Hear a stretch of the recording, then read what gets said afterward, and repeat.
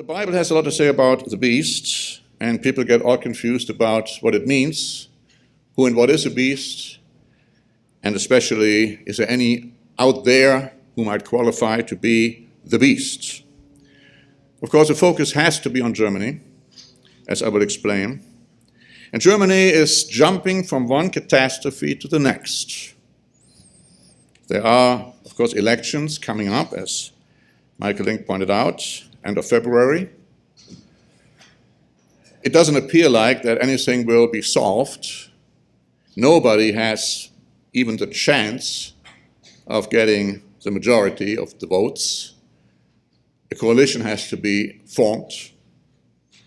And the candidates who are there to form the coalition are, in my opinion, as unqualified as the ones who are right now running the German government.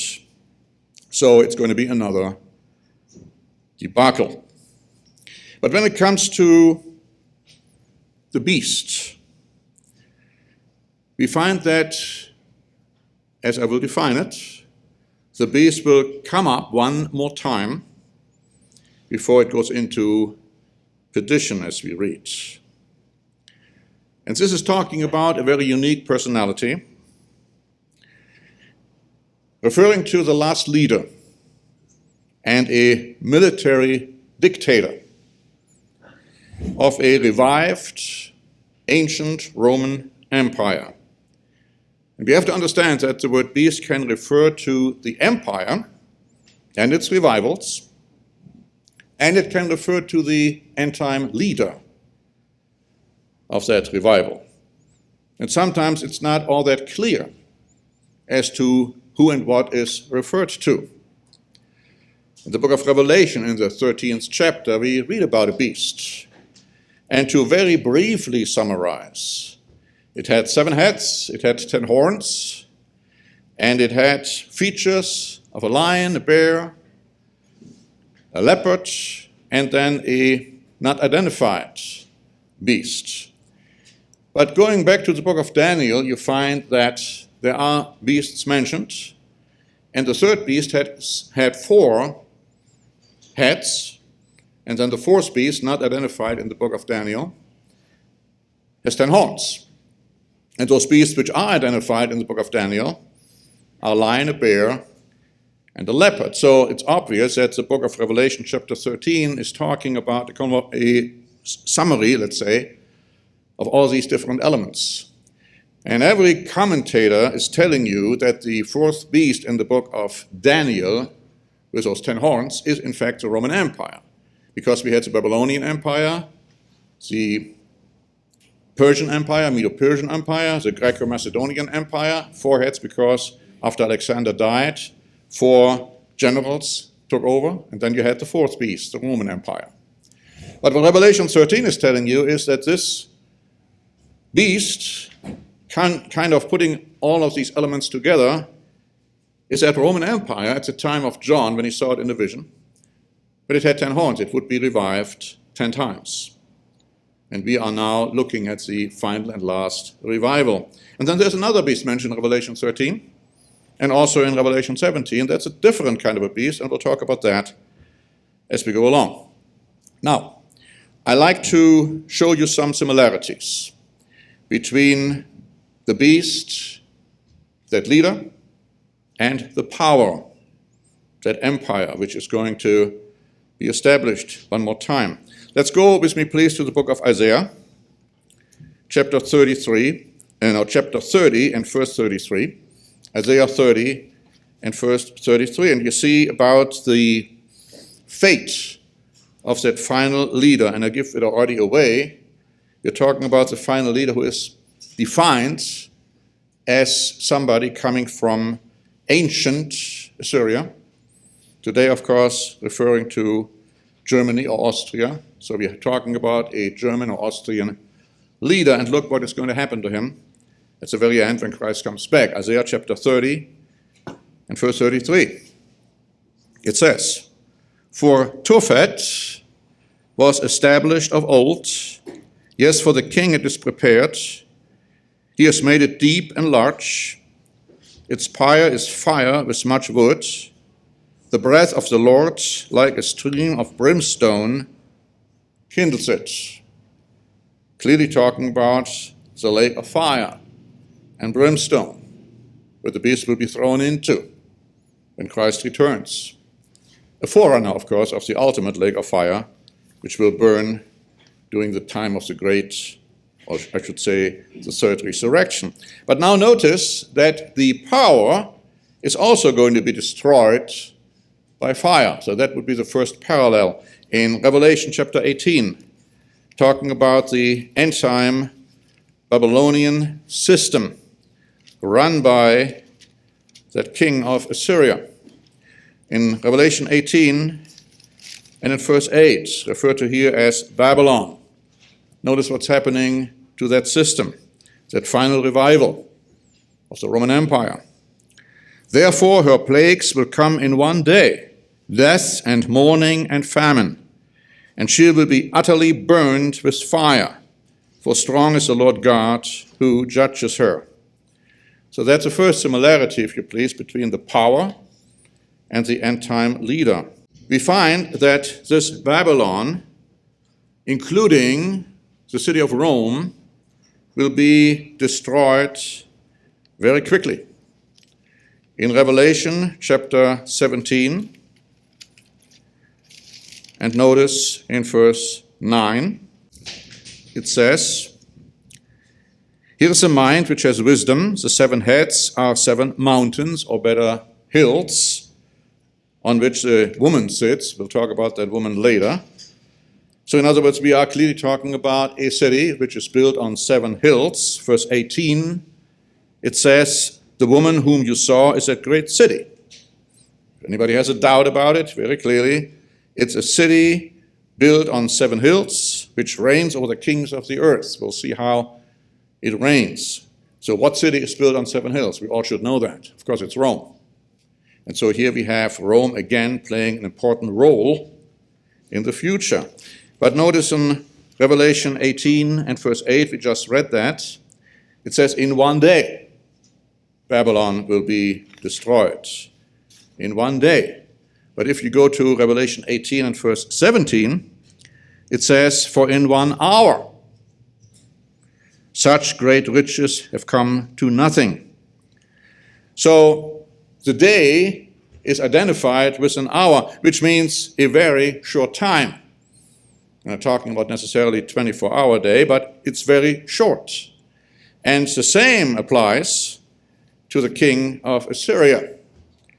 Again, showing the similarity between the power and the leader, Isaiah chapter 10 and verse 17. "So the light of Israel will be for a fire, and his Holy One for a flame. It will burn and devour his thorns and his briars in one day." Talking about the king of Assyria and talking about the country of Assyria as being part of the Babylonian system. We have already mentioned that the beast in Revelation 13 has 10 horns. We find a parallel passage in Daniel chapter 7 and verse 24. Daniel 7 and verse 24.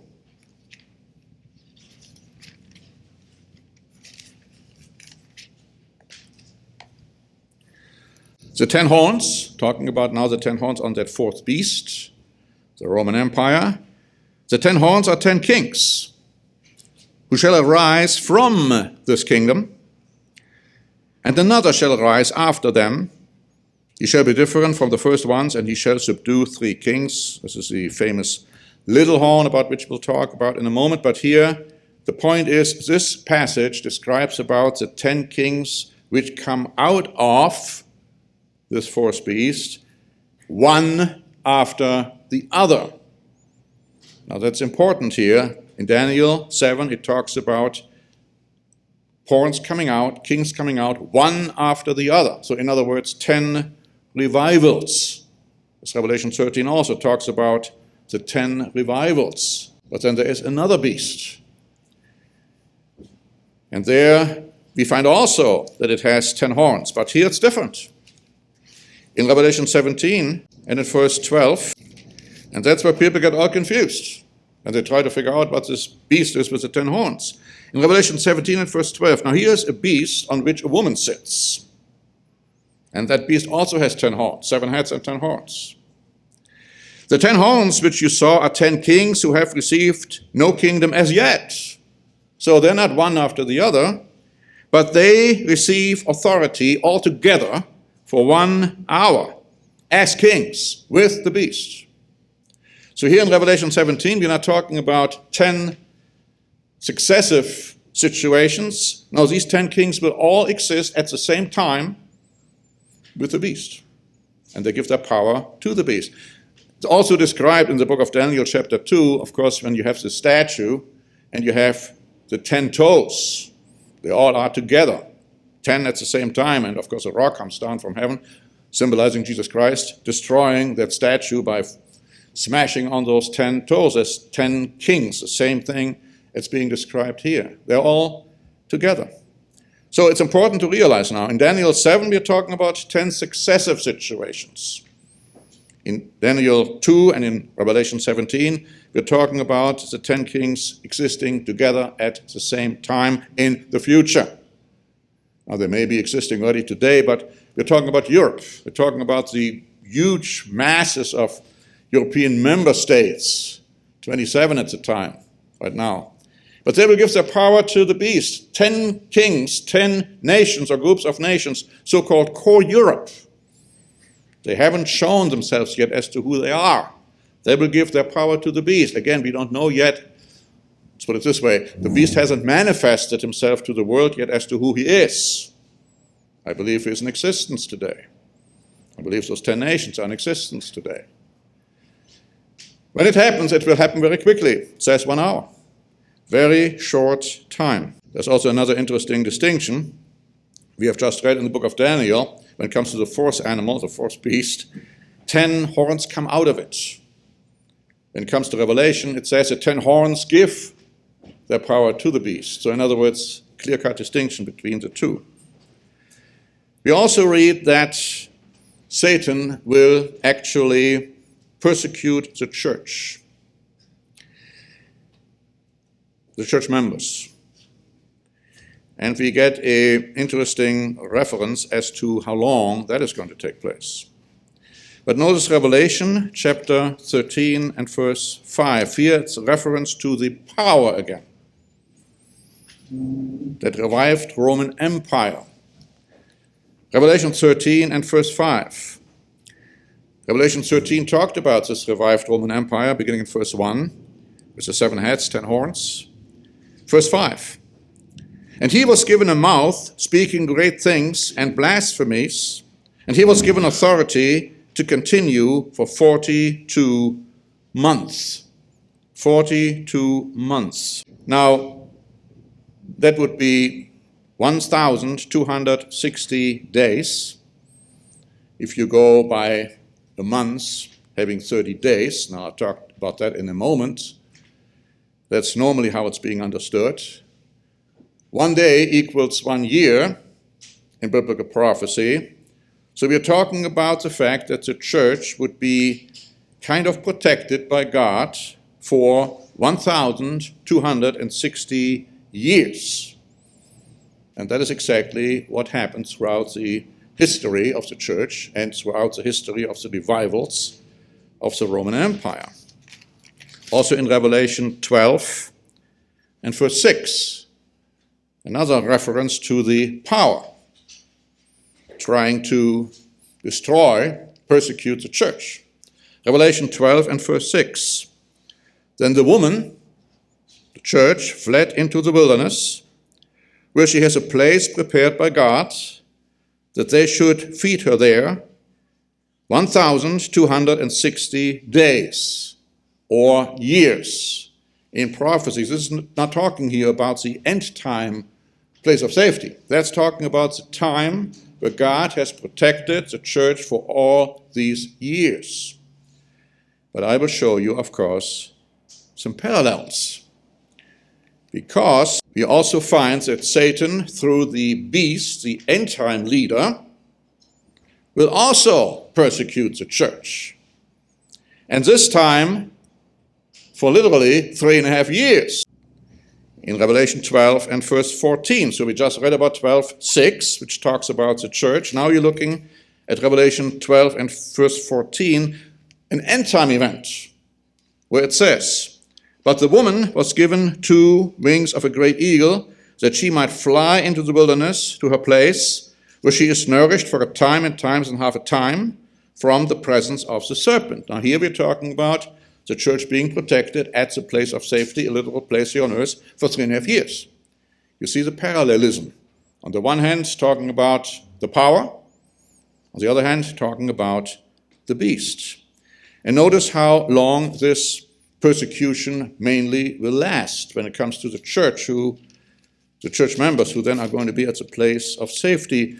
Revelation chapter 3 and verse 10. This is what Christ says to the Philadelphia era. "Because you have kept my command to persevere, I also will keep you from the hour of trial, which will come upon the whole world to test those who dwell on the earth." Here we're talking about the hour of trial, taking it together with Revelation 12:14, what we just read. Here the hour would be defined as 3.5 years, approximately.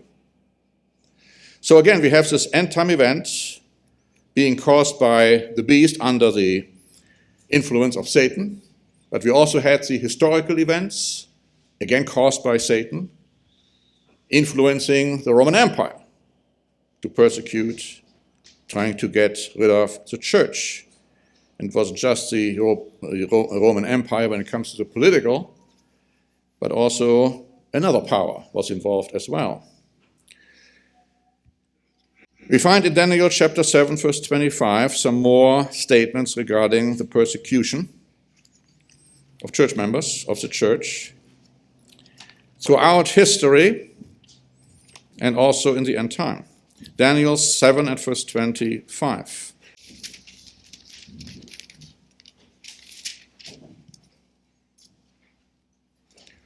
We have just read in verse 24 that 10 kings will come out of this fourth animal.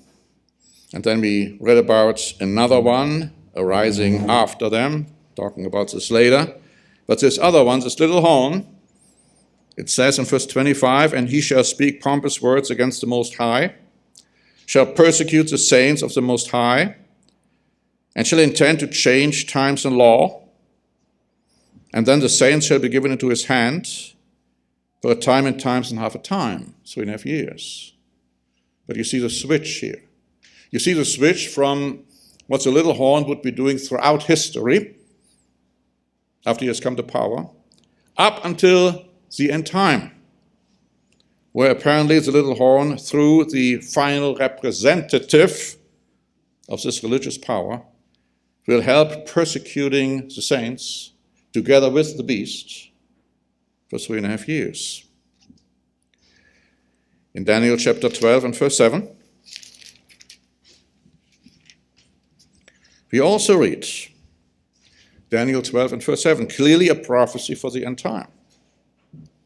"Then I heard the man clothed in linen, who was above the waters of the river, when he held up his right hand and his left hand to heaven, and swore by him who lives forever, that it shall be for a time and times and half a time, and when the power of the holy people has been completely shattered, all these things shall be finished."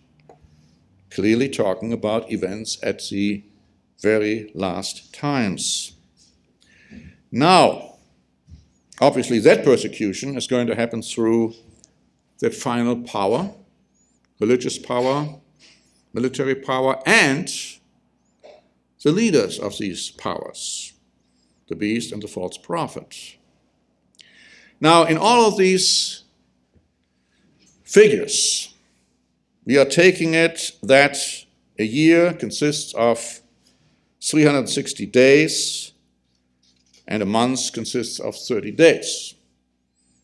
Now, I have been asked this question many times. If it's that clear, 3.5 years, we would know, would we not? Once those 3.5 years start, we would know exactly when Christ would come back. All we need to do is to just count the 1,260 days. And we got it. But Christ says, no, you don't get it, because you will not know. Now let's look a little bit into the Hebrew calendar, how this really works. Because in the Hebrew calendar, the Jewish months can have 29 or it can have 30 days. And the Hebrew calendar can have 12 months, but it can also have more than 12 months. We're talking about so-called leap years. So if a leap year is included, then we are talking about 13 months. And so a year in the Hebrew calendar can have 353, 354, 355, 383, 384, or 385 days. And then we have the leap year, meaning you add another month. And so then you have suddenly 384 days. And of course, months which a equal number have 29 days, and an unequal number, they have 30 days.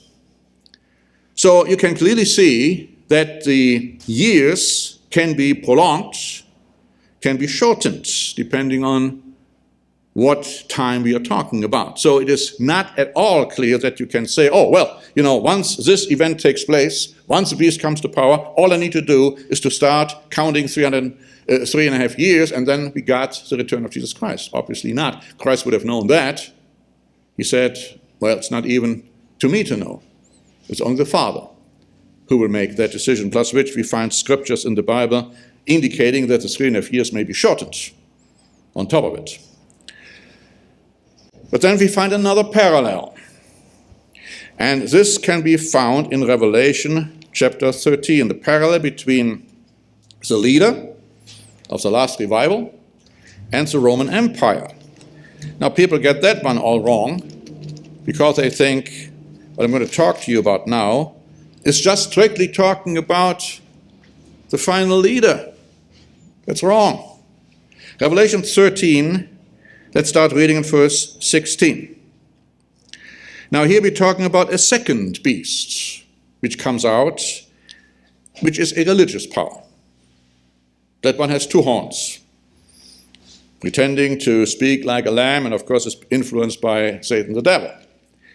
And we read in verse 15, or rather 16, he causes all, both and small, great, rich, and poor, free and slave, to receive a mark on their right hand and on their foreheads, and that no one may buy or sell except one who has the mark or the name of the beast or the number of his name. So the second beast causes this mark of the beast to be taken by the people, and if they don't have it, they cannot buy or sell. The very famous mark of the beast. Now this one refers to both. It refers to the end-time leader, and it refers to the empire throughout history. It also refers to the founder of the Roman Empire. We have just read in Revelation 13, verse 17, that no one may buy or sell except the one who has the mark or the name of the beast or the number of his name. And notice what it says in verse 18. Here is wisdom. Let him who has understanding calculate the number of the beast, for it is the number of a man, and his number is 666. So we are told to calculate the number, or better, to add up. In other words, you have the same word in the book of Luke where Christ says, count the costs. Add them up, whether you have enough or whether you are failing. Now, it's the number of a man we read. The founder of the Roman Empire was King Latinus. There, by the way, the word Latin comes from in German, Latein. So he was the founder of the Roman Empire. It wasn't Romulus and Remus, according to the legend.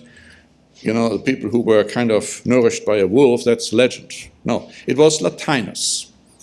And in the Greek, every letter has a numerical value. And the numerical value for Latinos is, you guessed it, 666. So therefore, the beast is identified here as the Roman Empire. And the number 666 identifies the founder of the Roman Empire, which was Latinos.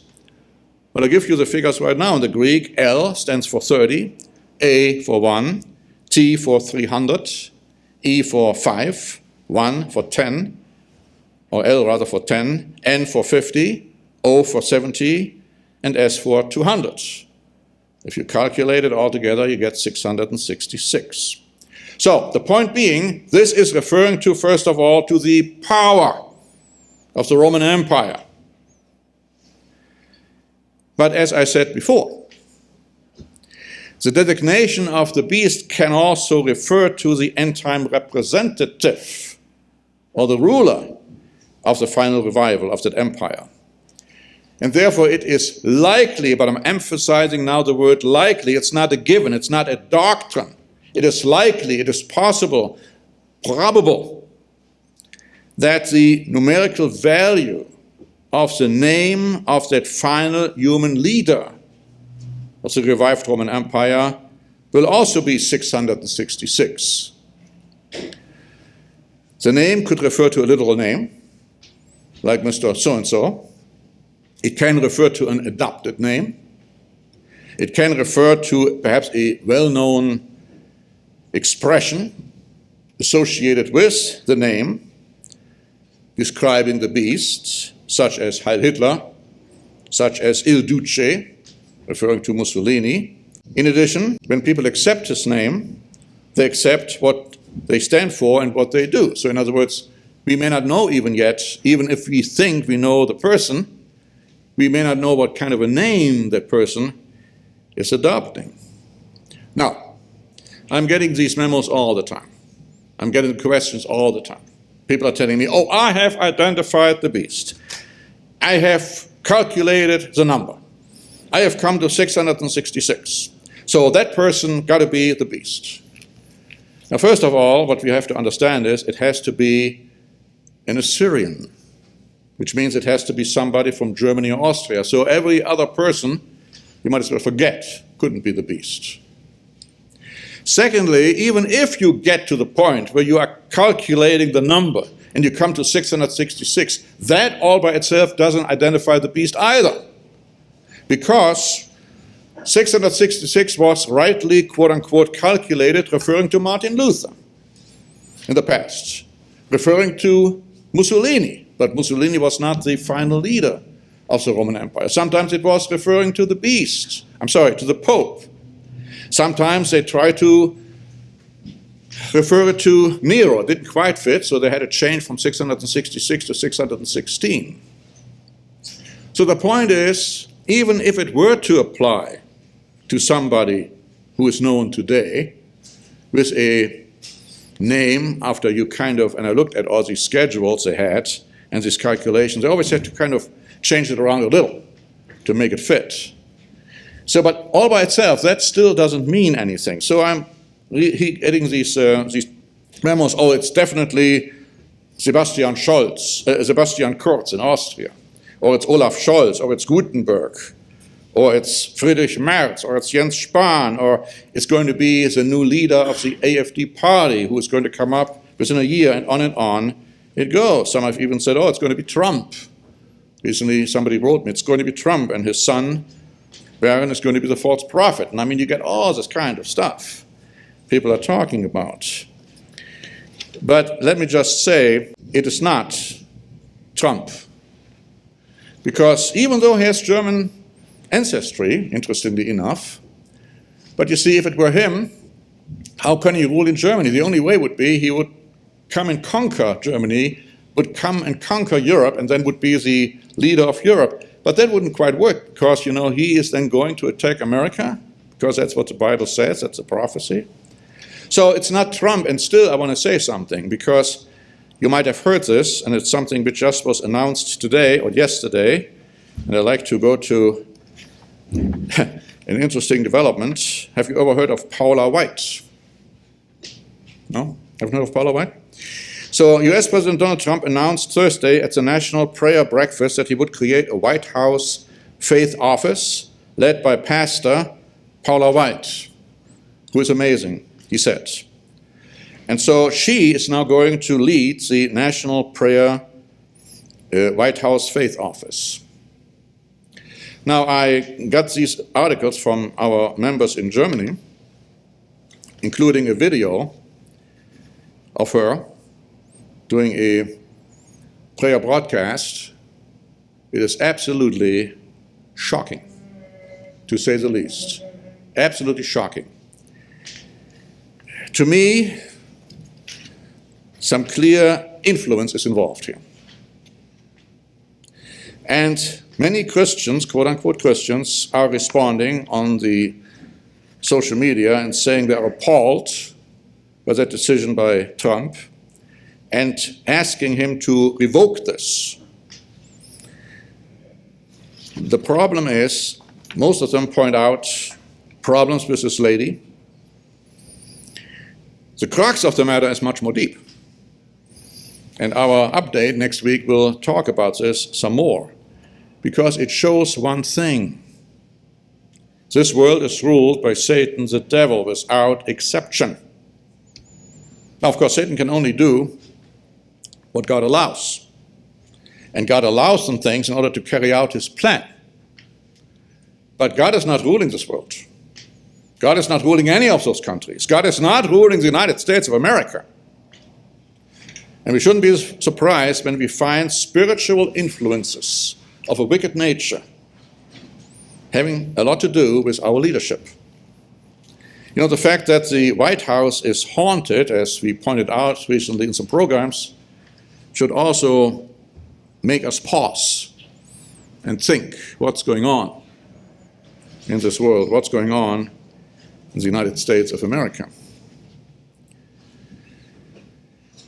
The fact that, going back to Revelation 13, this is talking about both the power and the leader can also be proven by going to Revelation 13, verses 7 and 8.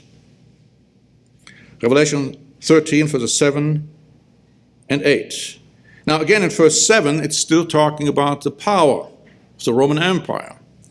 It says, it was granted to him to make war with the saints and to overcome them. And authority was given him over every tribe, tongue, and nation. But now verse 8. All who dwell on the earth will worship him, whose names have not been written in the book of life of the Lamb slain from the foundation of the world.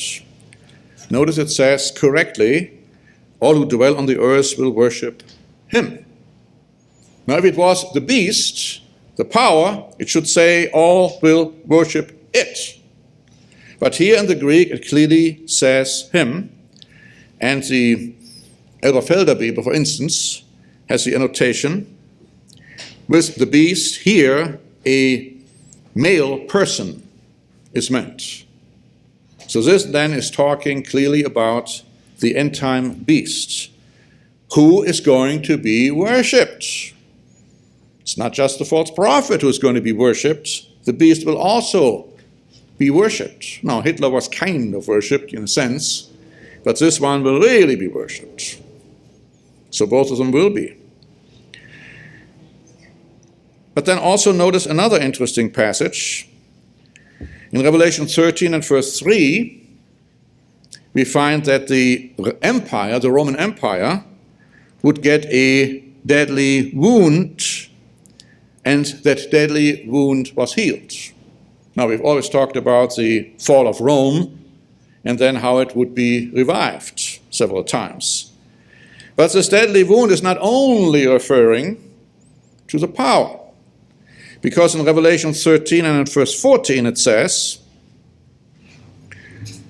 and here it's talking about the religious power and the false prophet, and he deceives those who dwell on the earth by those signs which he was granted to do in the sight of the beast, telling those who dwell on the earth to make an image to the beast who was wounded by the sword and lived. Again, here the word in the Greek is, again, a male expression, who, not it. I mean, if it's just talking about the power, the beast as a power, it should say, make an image to the beast which was founded or wounded by the sword. No, it's talking about who. Again, indicating that that human leader will also receive some kind of a wound, and people may think he's gone, but he will come back, and he will then live and create havoc over the earth. So this wound, we don't know exactly what it is. It could be a political defeat, like Hitler was defeated, as you all know, when he had the putsch over there in the Hofburg, and then, of course, or Bierkeller, I should say, and of course then he was in prison even, and they said, oh, he's gone. And he came back. The same actually happened to Mussolini. So it could be something like that. He's coming out of the historical abyss, so to speak, from the past, and many will marvel. They will follow him. Again, the annotation by the Elberfelder Bible is saying that here the reference is to, in the Greek it says, a male person, der in German, not who in the sense of it. So it was clearly referring to a person. See, as the Roman Empire had received a deadly wound and was healed, so it appears that that final leader will also receive some kind of a deadly wound, and it will be healed from that deadly wound and will then act and become extremely powerful. And we also read that the power, the Roman Empire, will for a while fall into the abyss, the bottomless pit, but will come out of that bottomless pit in the end time. We find that in Revelation chapter 9, verses 1 and 2. Revelation 9 and verse 1. Then the fifth angel sounded, and I saw a star fallen from heaven to the earth. To him was given the key to the bottomless pit, the abyss. And he opened the bottomless pit, and smoke arose out of the pit like the smoke of a great furnace. And so the sun and the air were darkened because of the smoke of the pit. And then it describes the beast power. It's the last revival. Verse 11. And they had a king over them, and it was the angel of the bottomless pit. And who is the angel of that bottomless pit? Who is behind all of this? Well, his name in Hebrew is Abaddon. In Greek, it has the name Apollyon. Both means destroyer, destruction. No other than Satan, the devil, will now become directly involved, getting that beast out of the bottomless pit, that final revival of the Roman Empire. And we even read that he will give his power to the beast.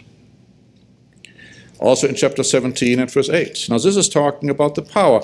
But notice in chapter 17 and verse 8 it says, again talking about the power, clearly, cannot be talking about the individual.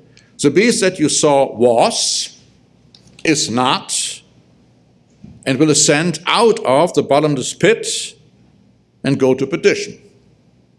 So here's talking about, if you please, the last three revivals of the Roman Empire, because there was a time under Hitler and Mussolini, it wasn't really great. It was there, but it wasn't there. But it's going to be coming out of the bottomless pit of the past one more time. And then it will go into the perdition. That will be the last time. So here again is talking about the power. But notice in Revelation chapter 11 and verse 7, they're talking about the individual. And it says, Revelation 11 and verse 7, talking about the two witnesses, when they finish the testimony, the beast that ascends out of the bottomless pit will make war against them, overcome them, and kill them.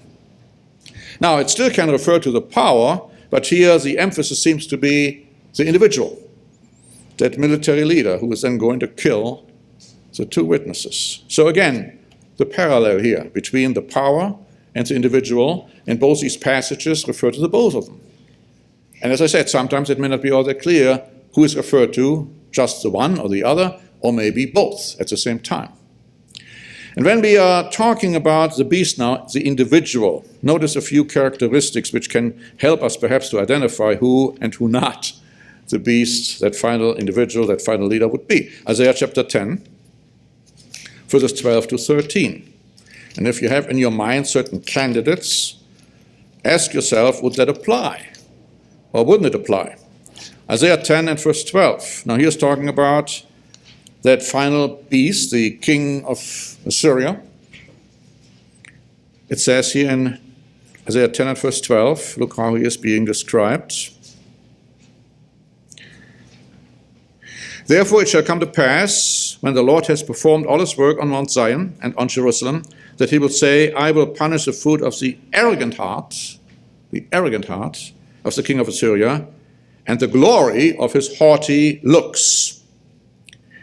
For he says, by the strength of my hand I have done it, and by my wisdom, for I am prudent, I have removed the boundaries of the people, and have robbed their treasuries, so I have put down the inhabitants like a valiant man, or like a mighty man.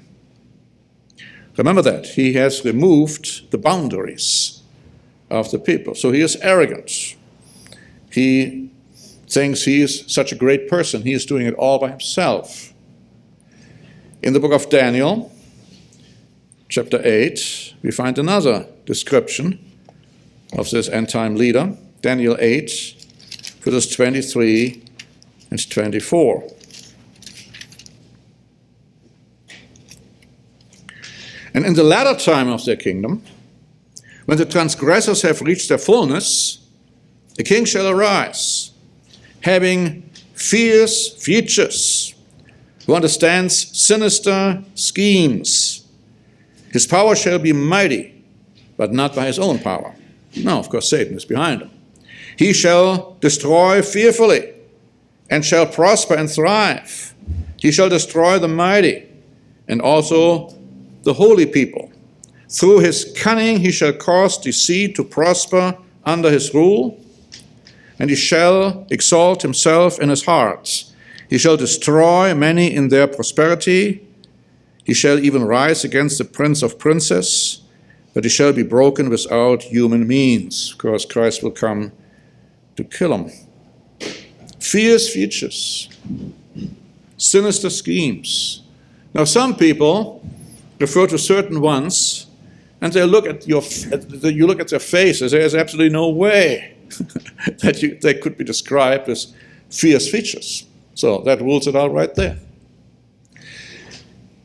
In Daniel chapter 11, verse 32. Daniel 11 and verse 32.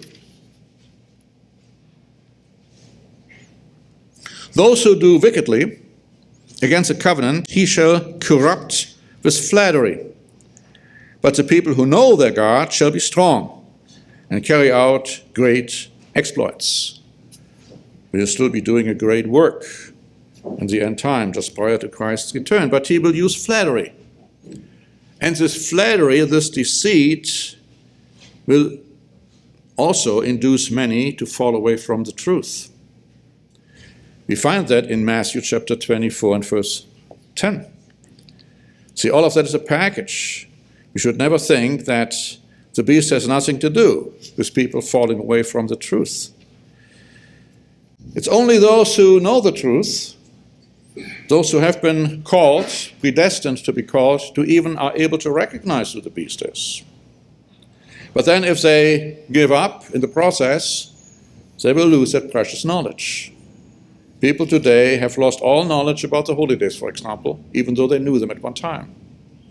In Matthew 24 and verse 10 we read, and then many will be offended, they will betray one another, and they will hate one another. Where it says they will be offended, the German translations have here, they will fall away. Many then would fall away, according to this passage. And the beast will have something to do with that. He will try to deceive them with flattery, probably giving them all kinds of promises. And here's another interesting characteristic in Isaiah chapter 19 and in verse 4. Isaiah 19 at verse 4. And the Egyptians I will give into the hand of a cruel master, and a fierce king will rule over them, says the Lord of hosts. Again, we have this fierce king, but other translations have here a cruel master. Of course, this has it too. A cruel, so he's going to be cruel. You know, like Hitler was cruel. Like some of the Roman emperors were cruel. Now you look at some of the candidates, some people think, you can say whatever you want to say about them, they're not cruel. You can say that, not by any stretch of an imagination. But I'd like to point out something now. There is a merger. There is a fusion, if you please, between the power, the Roman Empire, and the little horn, and also between the beast and the false prophet. Now, what do I mean by that? Well, let's turn to the book of Daniel, chapter 7, verses 7 and 8. Daniel 7, verses 7 and 8. And this I saw in the night visions, and behold, a fourth beast, dreadful and terrible, exceedingly strong. It had huge iron teeth. It was devouring, breaking in pieces, trampling the residue with its feet. It was different from all the beasts that were before, and it had 10 horns. Now this is, of course, talking about the Roman Empire. It was different in several ways. For instance, it had 10 horns, would revive 10 times. But also it was different because there was another association with somebody else, as we will see. Verse 8, I was considering the horns, and there was another horn, a little one, coming up among them, before whom 3 of the first horns were plucked out by the roots. And there in this horn were eyes like the eyes of a man, and a mouth speaking pompous words.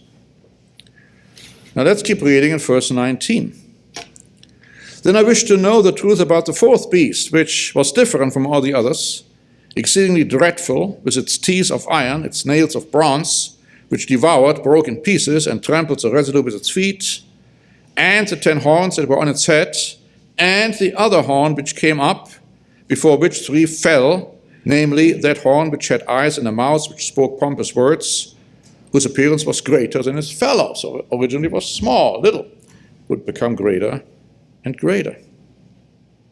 Also verse 23, and he said, the fourth beast shall be a fourth kingdom on earth, the Roman Empire. It would be the only one, because it would be revived 10 times, which shall be different from all other kingdoms, and shall devour the whole earth. It has been doing that all along, and it started, and of course it's going to devour it again in its final revival.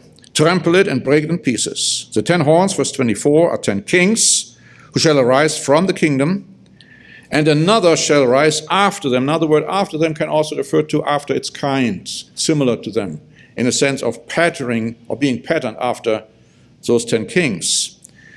He shall be different from the first ones and shall subdue 3 kings. Of course, jumping ahead in history, we know that the Catholic Church was responsible for wiping out the first 3 revivals of the Roman Empire because they were of Arian faith.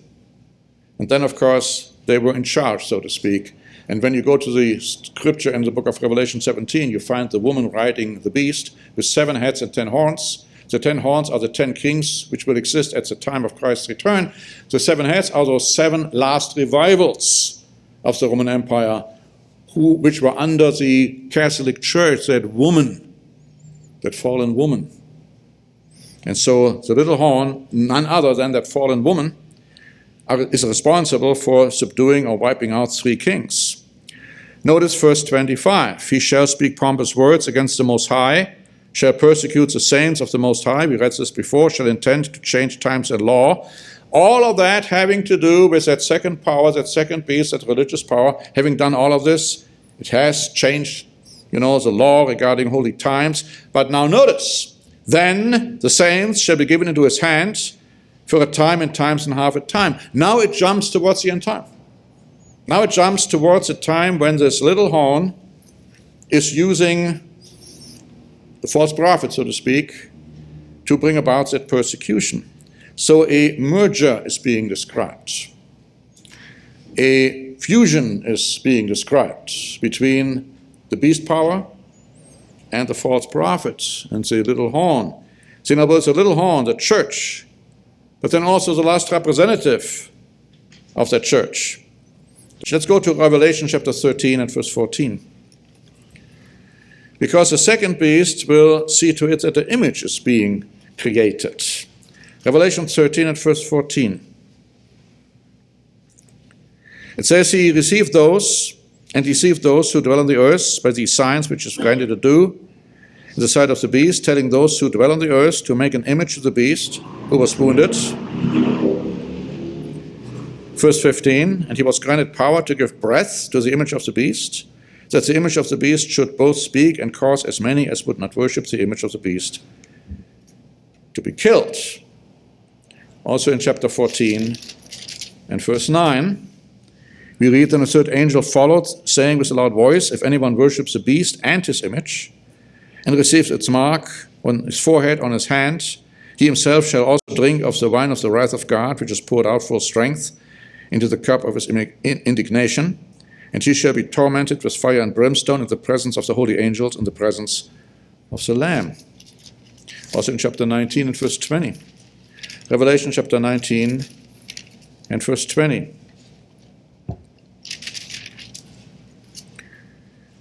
Then the beast was captured, and with him the false prophet, who worked signs in his presence, by which he deceived those who received the mark of the beast and those who worshipped his image. And those two were cast alive into the lake of fire, burning with brimstone.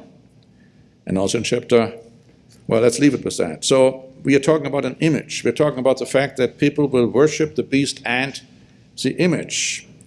Now, what is important to understand that here again we are talking about the power, and we are talking about those leading the power. The image also can have dual meaning.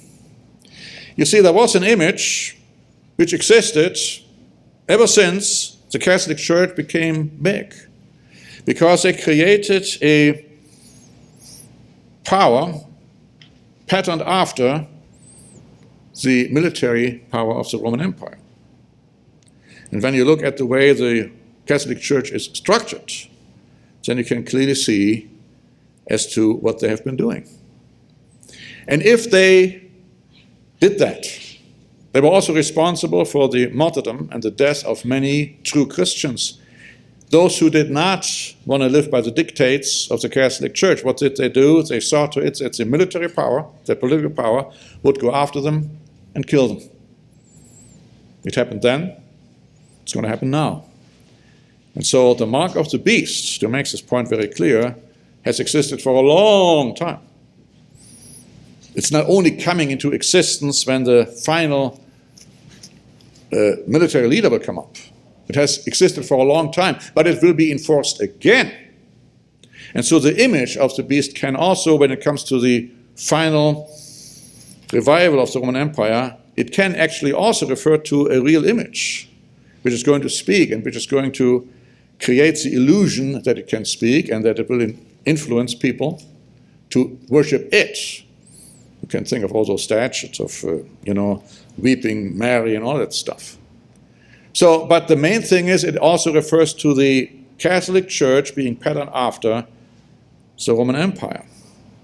And having said all of this, let's quickly now go to the book of Nahum, chapter 1, verses 10 and 11, because there we read more about the beast, the power, the false prophet, the whore, all of that. Nahum 1, verse 10 and 11.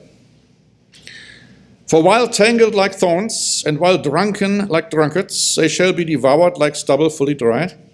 From you comes forth one who plots evil against the Lord, a wicked counselor. Talking about the end-time beast. The translation, wicked counselor, actually should be a counselor of Belial. And of course that shows that satanic influence, the satanic possession.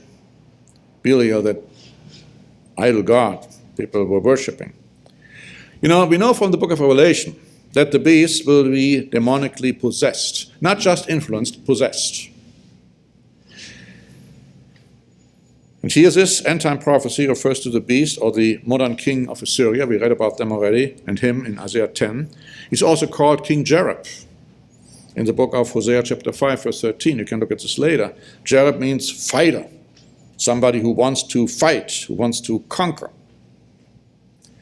So here this wicked counselor, this counselor of Belial, is influenced, is possessed by Satan, the devil himself. Or if it's not Satan, it's most certainly one very strong demon. And he is called the fighter, willing to fight. Notice verse 14 in Nahum 1. Nahum 1 and verse 14. The Lord has given a command concerning you. Your name shall be perpetuated no longer. Out of the house of your gods I will cut off the carved image and the molded image. I will dig your grave, for you are vile. Again, talking about the beast, talking about the end-time king of Assyria, it conveys the thought he will have no posterity. Now, listen carefully what I'm saying. This could perhaps indicate that the beast is homosexual.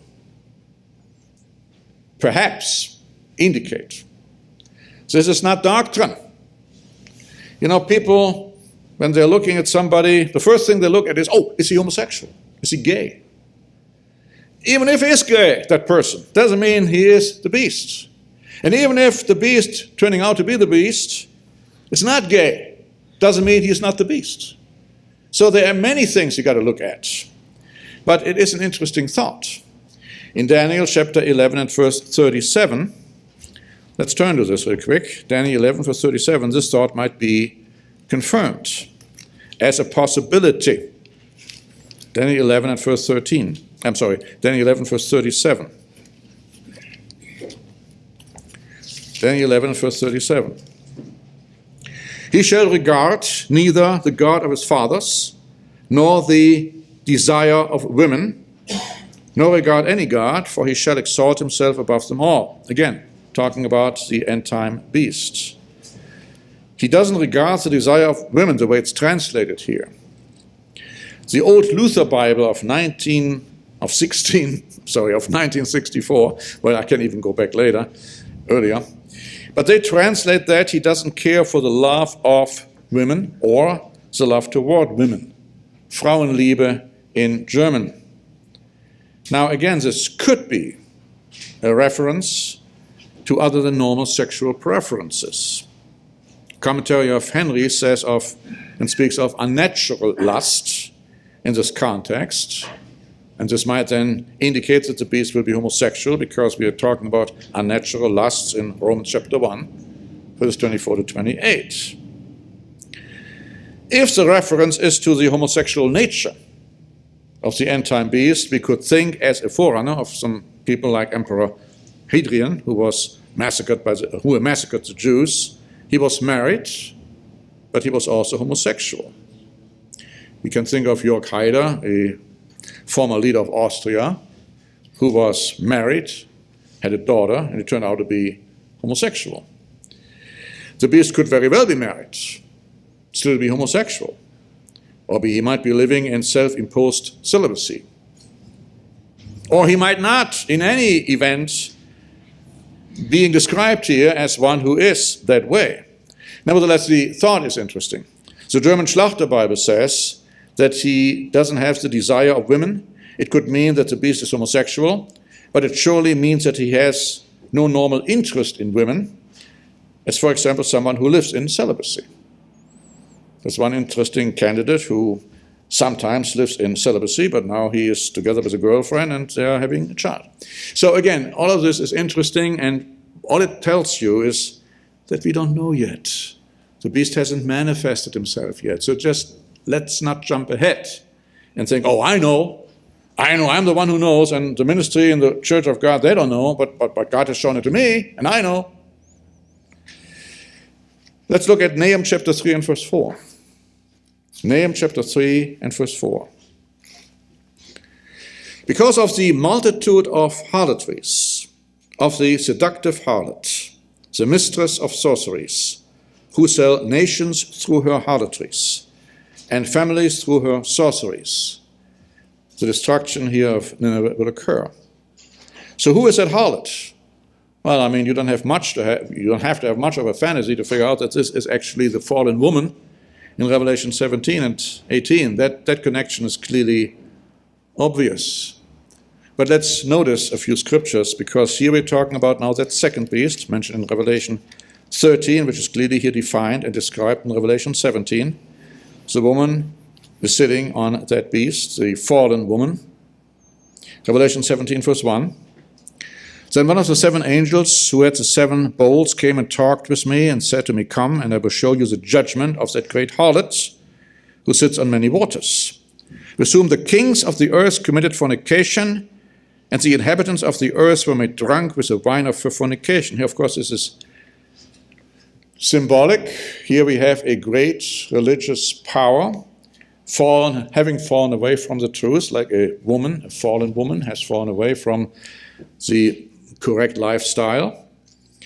The waters, talking about all the kings of the earth, they have committed fornication, spiritual fornication. They have accepted her wine of wrong, false doctrines, and have accepted those, and will persecute those who don't accept those false doctrines. Verse 18, we read that, the woman whom you saw is that great city, which reigns over the king of the earth. Again, showing that ultimately the Catholic Church is strongly influencing the kings to do what they want to have done. They've already done it. I mean, you have to keep Sunday. You have to keep Christmas. You have to keep Easter. You must not keep Saturday. You must not keep the holy days. And if you do, you are being persecuted, which is already happening in Germany right now, to a large extent. And it will be so much worse. Revelation 18 and verse 3. For all the nations have drunk of the wine of the wrath of her fornication. It is a very angry power, the wrath of her fornication. The kings of the earth have committed fornication with her, and the merchants of the earth have become rich through the abundance of her luxury. Notice verse 23.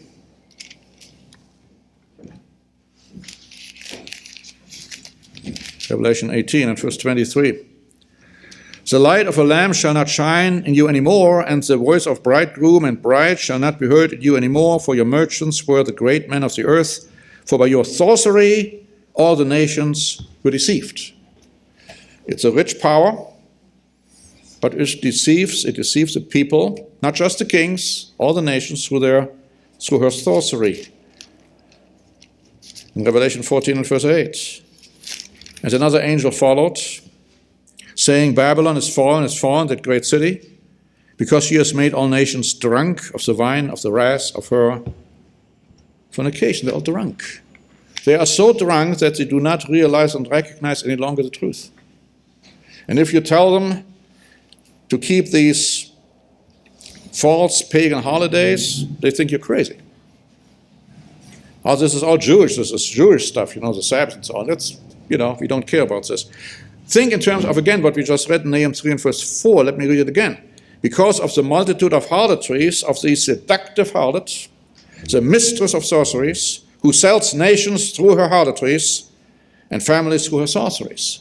A clear-cut description which we find in Revelation chapter 17 and 18. That seductive, deceitful harlot and sorceress rides on the beast, that second beast, the final political and military revival of the ancient Roman Empire under German leadership. Germany will be the leading nation of the Babylonian revival. The harlot, the false religious power, influences and rides on the political capital of modern Assyria. Might very well be Berlin, could be maybe some other place. This is not even talking about Rome here when it comes to the book of Nahum. Now, let me quickly go to Isaiah chapter 47 and show you some more about the sorceries of that harlot, that false religious power. And remember now, that power has daughter churches.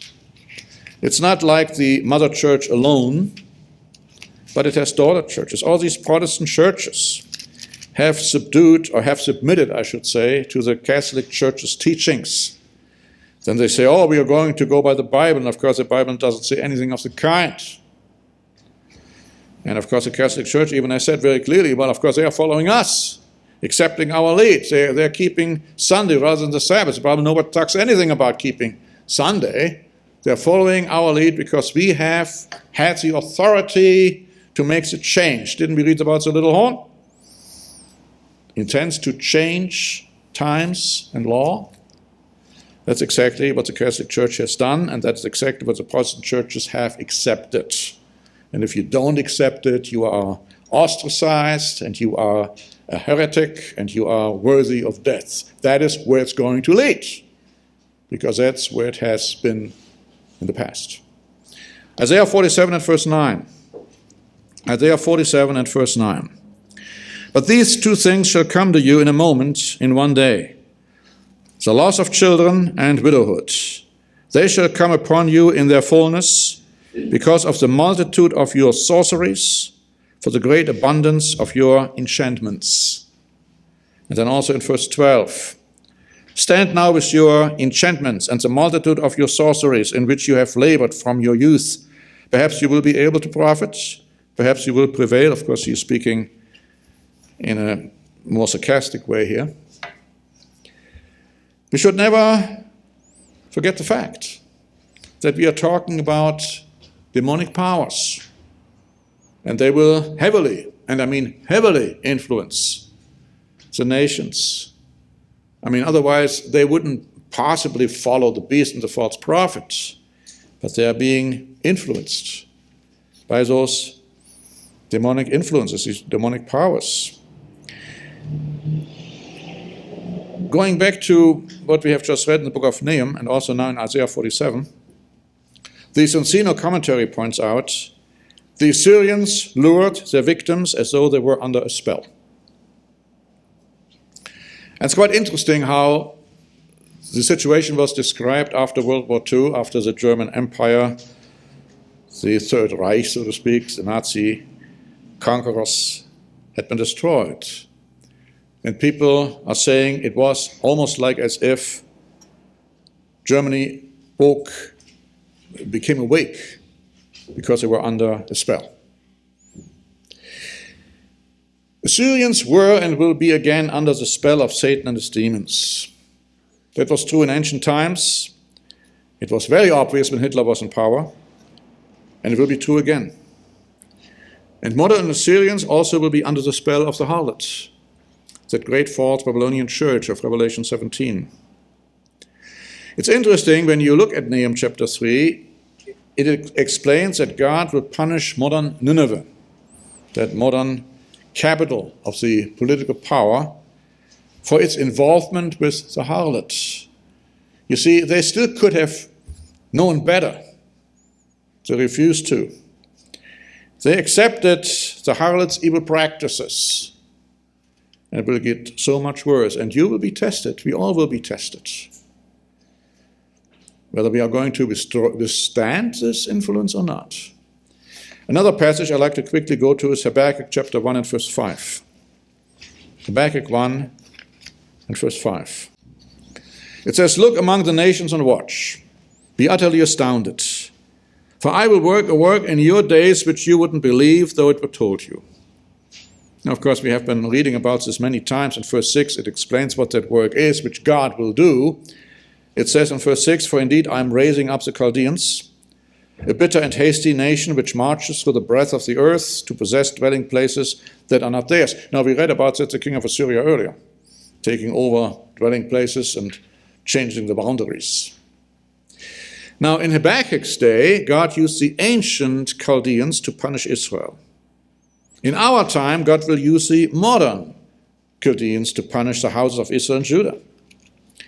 Now, in our times, the Chaldeans describe modern Babylon, a religious, political, economic, and military power.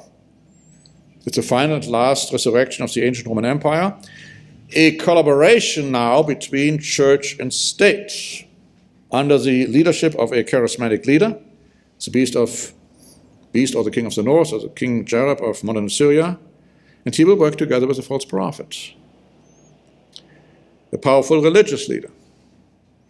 Now, all kinds of ideas are circulating. The false prophet, that's somebody coming from Iran or from the Middle East. People say this because they have no clue as to what the Bible is talking about. This is a Catholic Church which has been ruling the last revivals, the last 7 revivals of the Roman Empire all along. It's not a power from the Middle East or anything of that nonsense. But under the beast leadership and the influence of the false prophets, the modern Chaldeans will invade dwelling places which are not theirs. And of course, this occupying force is also described in many other places, and some of them we have already read. And in the final analysis, the final resurrection of the Roman Empire occurs because of Israel's wickedness. We shouldn't forget that. God is bringing up the Chaldeans so that he can use them to destroy or attack, enslave, kill the modern descendants of the house of Israel, and of course also Judah. In Habakkuk 1 and verse 11 we read, Habakkuk 1 and verse 11, then his mind changes, talking about that king of Assyria, that last leader, and he transgresses, he commits offense, ascribing this power to his God.